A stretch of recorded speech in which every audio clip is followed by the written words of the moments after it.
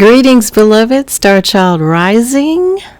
You are in Christina's Corner. How are you? Great to feel your energy. So in this session of Zodiac Kids, we're going to focus on the Aquarius child. And so whenever we start this, we always want to talk about the cosmic soul purpose of the sun sign first. And so the cosmic soul purpose of the Aquarius sun sign is to foster innovation, visionary thinking, and social change. And they do this by embodying their originality, their humanitarianism, and their intellectual curiosity, all while advocating for freedom in order to create a more equitable and forward-thinking world, leading edge. That's what Aquarians are about.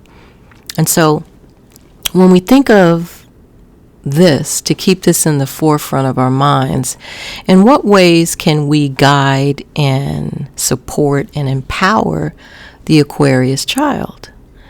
So first off, you want to keep in mind that when we think of an Aquarian child, for the most part, there are a lot of things to look at in a birth chart. But for the most part, an Aquarian child is one who dances to the beat of their own drummer. They're not followers. They're not going to be followers. They're going to be who they are, and they're going to grow to accept and embrace who they are. So you don't have to worry about them being followers. They're not going to knock people over to be a leader either. They're not about that. They lead in their own unique way, and progressively. So what are some of the ways that we can guide and empower them? So I'll talk about a few, and then you can add some more if you want to, or share some in the comments if I miss anything, but I just want to talk about a few here. First and foremost, you want to embrace their individuality. They're unique, they're different, and you want to celebrate that. You want to make sure that they know you celebrate it and that you appreciate it. You don't want to make them feel like, an oddball or weird, because they have an eccentric way of being. They do. But these are gifts that the world needs. And so we want to celebrate that. And we want to embrace their unconventional thoughts and ideas. When they start to share, we want to say more. Tell me about that, and not like, what are you talking about? We want them to share. We want to cultivate these ideas. Okay.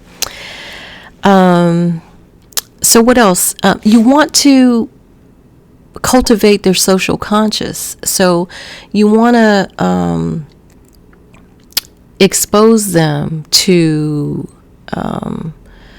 the community engagement activities. Want to talk to them about social justice. What are your thoughts? What do you think about that? And you'll see how some things start to resonate with them and what they feel is important and what they care about, and they start to develop, their feelings about things, and they learn to discover, who they are. You also want to expose them to books. You want to read to them, have them read, take them to the library. These are the kids who, have an armful of books every couple of weeks back and forth to read what interests them or what resonates with them. Show them different documentaries so they can learn. You want to, anytime, like at science centers or anything where there can be hands-on experience, these are good to help empower and help support your Aquarius child. What else? They are sometimes, because they are in their mind a lot, they're an air sign, and Aquarians in general, they're in their mind a lot, so they come across as kind of aloof because they're kind of, in their own world. And so because they are social catalysts, you want to have them practice being social. You can't drive change if you don't know how to engage with people so meaningfully and impactfully. And so give them some opportunities to try that and practice that. Maybe do some social role playing. Have them practice actively listening. A lot of times with Aquarians, in conversations in general, you may notice that they're like a couple steps ahead in the conversation and already starting to get bored, like what's next? And a common phrase that Aquarians use is, I know that. And so if you want to be a social catalyst, or if your mission is to be a social catalyst, and social change is the name of your game, you got to know how to enact. You have to have a social IQ. And so you want to have them practice their active listening skills. And if they're talking about a subject that they know a lot about, have them ask their peers, what do you think about that? So they're gaining knowledge and gaining different perspectives and learning how to listen to others and perhaps learn things, and gain respect for the peers around them, and empathy, which is important. It's an important social skill to have.